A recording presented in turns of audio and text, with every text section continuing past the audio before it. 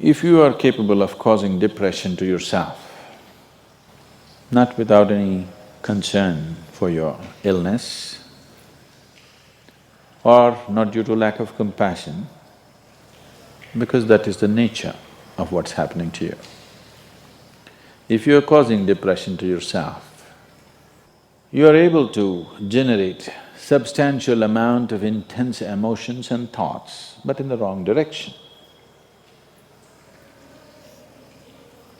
If you don't have very strong emotions, very intense thoughts about something, you cannot get depressed. It is just that you are generating thoughts and emotion which work against you, not for you. So you are strong enough to cause depression to yourself because for you to cause a mental illness for yourself, unless you're pathologically ill, which is just a small number of people, rest are all self-created. Most of them are self-created. A few are pathologically ill, they cannot help it. It just comes from within because of genetic and other factors. Almost everybody here, if we train them towards a certain kind of thought process and emotion and push them a little bit with the outside situations, almost everybody will go lose their mental balance. They will become clinically ill. They can be driven to madness, I'm saying, because the line between sanity and insanity is very thin. People keep pushing it. You get angry, you're pushing the line. It's a thin line. In fact, when you get angry, you know you're pushing the line. That's why the expression, I was mad at somebody.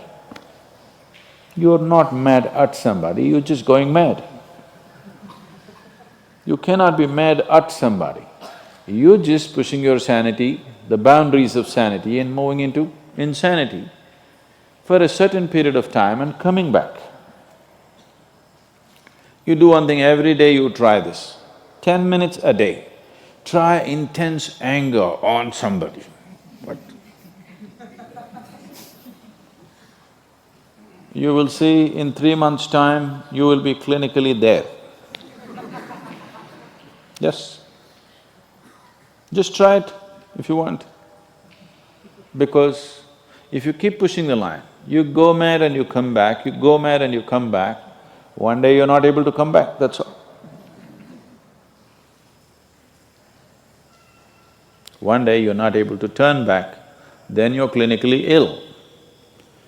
You must understand, even if you got angry for a moment, you're already ill. Maybe you don't get the certificate of diagnosis. They don't slap a certificate on you that you're gone, but you are going, isn't it? You think it's your right to throw tantrums? You think it's your right to get angry with people? You think it's your privilege to be depressed so that you'll get attention from somebody? You keep playing this, one day you will not be able to turn back. Keep crossing the line every day, one day you will see you cannot cross back.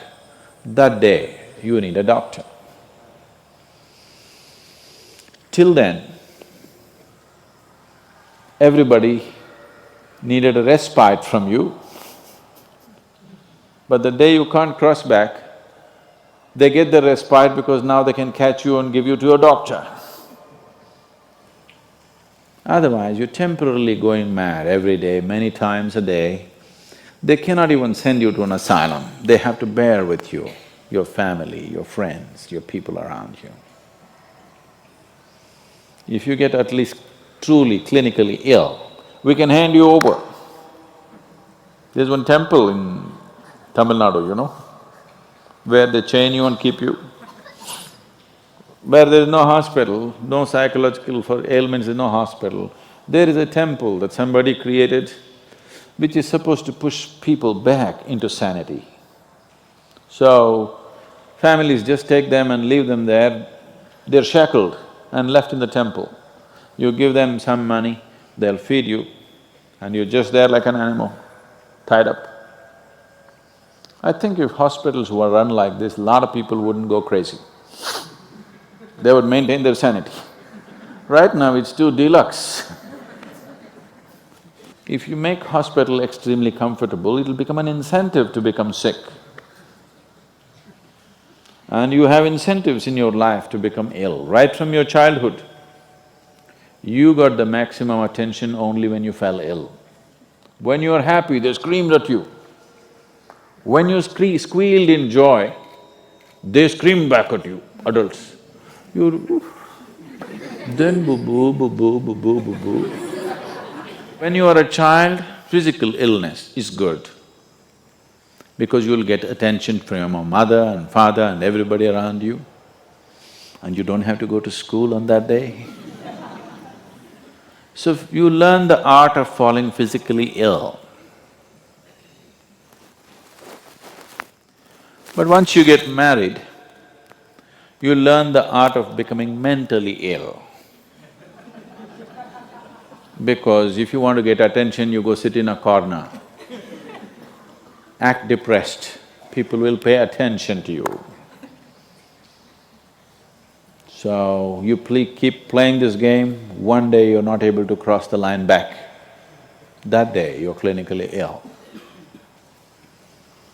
Unfortunately, in many ways, not just in the way that I said now, in many different ways, I would say 70% of illnesses on the planet, all kinds, are self-created. Even if you get an infection, there is a way. If you keep yourself in a certain way, physically and mentally, the virus and the bacteria will not work the same way as it works upon somebody else. If you set yourself like this, no matter what's happening, anyway, I have to go and do this, this and this. There's no break from that.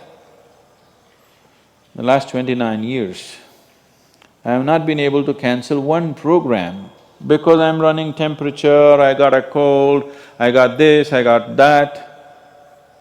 It doesn't matter what's happening, what you have to do, you anyway have to do. You can't turn back on that. Either out of your commitment or you have a boss like that. One way or the other, if it happens, then you will see, you will not at all fall sick so often. Because if you have temperature, you still have to go. If it's summer, you still go, right? Now, a lot of people don't go. It's a little hot outside, they don't go and work. Little cold outside, they don't go and work. A little raining, they won't go and work. A snowflake, they will not go and work. This is just weather. So for every change in weather, if you have the comfort of covering yourself in a blanket and lying down, once you create that, your body will learn to fall sick as often as possible. If you just keep it this way, it doesn't matter what it is, anyway I have to go and do what I have to do, you will see your body will just bounce back as quickly as possible, even if it gets the worst kind of infections. So, you just have to set the necessary conditions for health, necessary incentives for health, both for yourself and your children if you have them. Do not set incentives for sickness. The child is sick, observe him from a distance, never go cuddle him.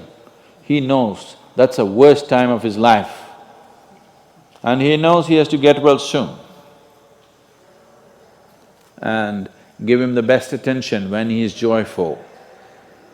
You will see he naturally learns from within. His very chemistry will learn that it pays to be joyful, it doesn't pay to be sick. If you make this very clear to your own biology, to your own chemistry and to everybody around you, you will see people will not fall sick as often as they are right now. So set that up for yourself. You will see you will get healthy.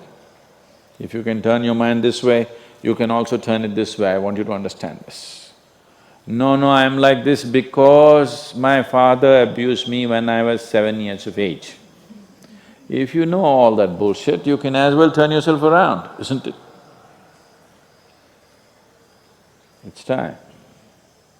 You must understand, mentally, physiologically, chemically, energy-wise, you must clearly understand it doesn't pay to be sick, unhappy, depressed. It doesn't pay. To be joyful and ecstatic, it pays. If you make this clear to all these people inside, they will all behave properly.